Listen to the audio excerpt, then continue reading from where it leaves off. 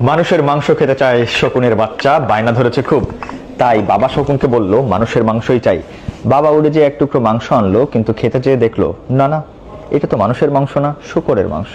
তাই বাবাকে বলল মানুষের মাংস চাই। বাবা আবার উড়ে গেল, কিন্তু এবার বাবা আরো এক টুকরো মাংস এনে দিল। শকুনের বাচ্চা খেতে যেয়ে বুঝতে পারলো এটা আসলে মরা গরুর মাংস।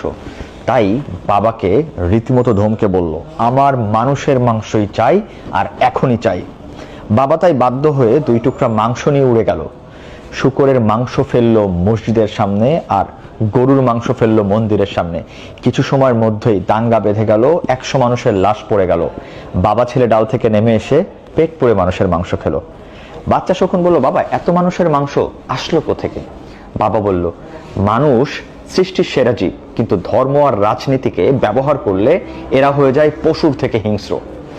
তখন সন্তান বলল, বাবা তুমি এত খারাপ, ধর্মকে ব্যবহার করলে? বাবা বলল, তুমি এখনই মাংস খেতে চেয়েছো, ধর্মের আবেগটা খুব তীব্র, তাই ধর্মকে ব্যবহার করেছি। রাজনীতিও একই জিনিস, তবে সেটা ব্যবহার করলে এটা আরো লং লাস্টিং হতো। সন্তান তখন বলল, বাবা তোমার মাথায় আসলেই অনেক বুদ্ধি। বাবা বলল, আরে বোকা, এটা তো শিখেছি আমি মানুষ থেকেই।